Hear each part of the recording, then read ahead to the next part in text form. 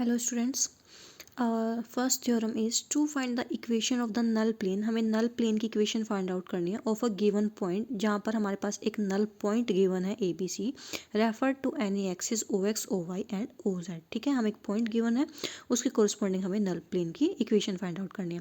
और यही हमारे पास इस तरह से क्वेश्चंस में भी आएंगे, एग्जाम्पल्स में, तो वो हम अपना पहले एक बार इसको निकालना सीखेंगे, और अगर क्वेश्चन में अगर हमें न्यूमेरिकल मिलता है तो हम वहाँ पर डायरेक्ट वैल्यू को यूज़ करेंगे। ठीक है, और अगर आर्टिकल आता है तो आप कंप्लीट आर्टिकल को शो करोगे। Let the given system reduce to a dyname. Dyname बेटा क्या होता है? एक फोर्स और जो कपल, जो हमारे पास कंप्लीट सिस्टम होता था, फोर्स आर में रिड्यूस होता था और जी कपल में। सो फोर्स के कंपोनेंट को एक्स वाई जेड लिखते हैं और कपल के कंपोनेंट्स को एल एम एन से डिनोट किया है। At any point O and the given point A B C, जो हमने ये पॉइंट लिया null point B point O dash. ठीक है, हमने यहाँ पर बोला था ओ डैश जो हमारे पास पॉइंट होता है वो क्या होता है? नल पॉइंट होता है। नेक्स्ट पेज पे देखते हैं। नाउ देखो एक बार फिगर से क्लियर करते हैं। This is our X axis, Z axis, Y axis, और ये हमारे पास फोर्स के कंपोनेंट आ जाएंगे इधर एक्स वाई और जेड, और सिमिलरली हमारे पास मूवमेंट के कंपोनेंट आ जाएंगे एल एम और N.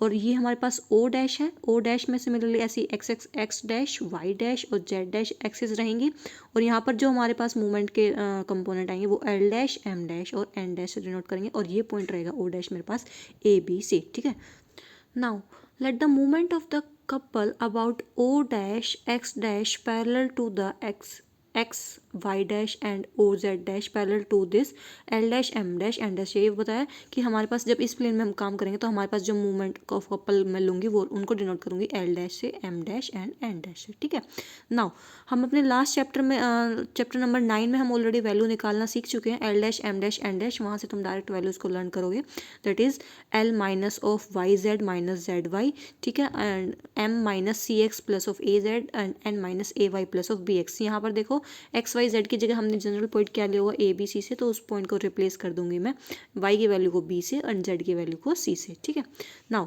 The direction ratios of the axis of the resultant couple at o dash are L dash M dash N dash. अब देखो हमारे पास जो डायरेक्शन कोसाइंस होते हैं, वो डायरेक्शन कोसाइंस क्या होते हैं? वो होते हैं L dash by G, M dash by G और एन डैश बाई जी। ठीक है, and where L dash M dash N dash मेरे पास क्या होते हैं? Direction ratios.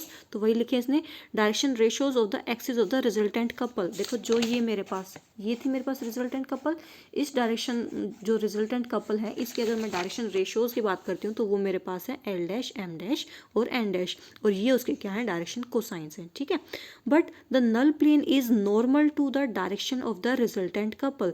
जो नल प्लेन हमारा बनता है वो हमेशा क्या होता है?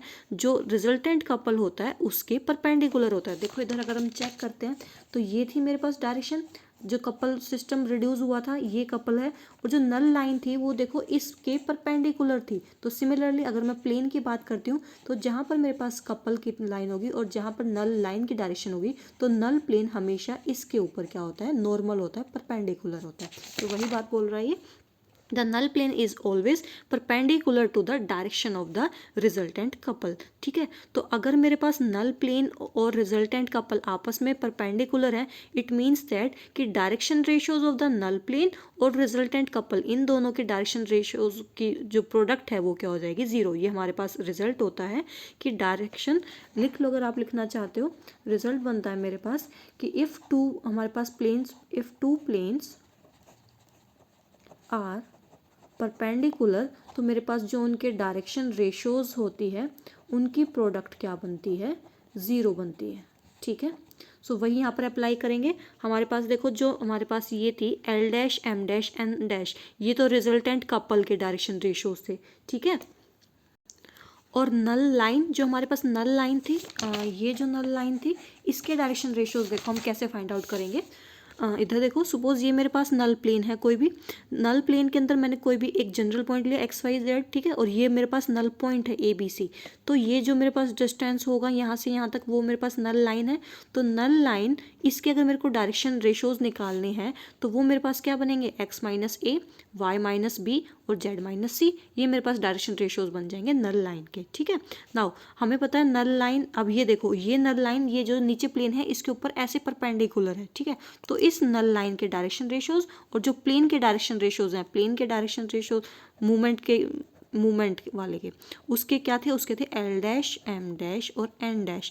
सो नल लाइन एंड जो सिस्टम के कपल के लाइन थे वो आपस में क्या हो जाएंगे, परपेंडिकुलर, और परपेंडिकुलर होंगे तो उनका जो प्रोडक्ट होगा डायरेक्शन रेशियोज का वो क्या हो जाएगा, zero. So L dash into X minus A, M dash into Y minus B और N dash into Z minus C मेरे पास क्या बन जाएगा, जीरो। देखो ये गिवन है, ये बुक में आपको डायरेक्ट दिया हुआ है, इट विल बिकम जीरो। ठीक है, नाउ एल डैश और एम डैश एन डैश की वैल्यू को पुट करोगे, उसके बाद आप क्या करोगे, कॉमन लोगे, एक्स वाले टर्म्स को एक साइड, वाई वाले टर्म्स को एक साइड और जेड वाली एक टर्म, और बाकी जो टर्म्स बचेंगे उनको राइट हैंड साइड शिफ्ट करोगे, A L plus B M plus C N. ठीक है, and this is the locus of X Y Z which is any point in the null plane. जो मेरे पास नल प्लेन था वहाँ पर जो मैंने एक्स वाई जेड पॉइंट लिया था उसका ये मेरे पास क्या आया, लोकस आया।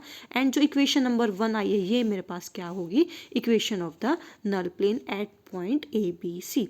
ठीक है, एंड ऑल्सो अगर मैं डिटर्मिनेंट फॉर्म में यूज़ करना चाहती हूँ अपनी इस नल प्लेन की इक्वेशन को, so this will become, first यहाँ पर जनरल पॉइंट लिखोगे फर्स्ट रो में X Y Z, second row में नल पॉइंट लिखोगे, जो भी नल पॉइंट उन्होंने गिवन दिया होगा कि इस पॉइंट पे फाइंड आउट करो, so A B C. And third row में आप क्या लिखोगे, जो हमारे पास कंपोनेंट होंगे उनके forces, capital X, capital Y, capital Z. तो ये हमारे पास डिटर्मिनेंट को सोल्व करने के बाद वैल्यू। तो अगर क्वेश्चन में यूज़ करना होगा तो हम इसको डायरेक्ट यूज़ करेंगे, एंड अदरवाइज आर्टिकल आता है तो हम कंप्लीट एक बार इसको प्रूफ करके दिखाएंगे। ठीक है, नेक्स्ट थ्योरम है, इसको हम नेक्स्ट लेक्चर में करते हैं।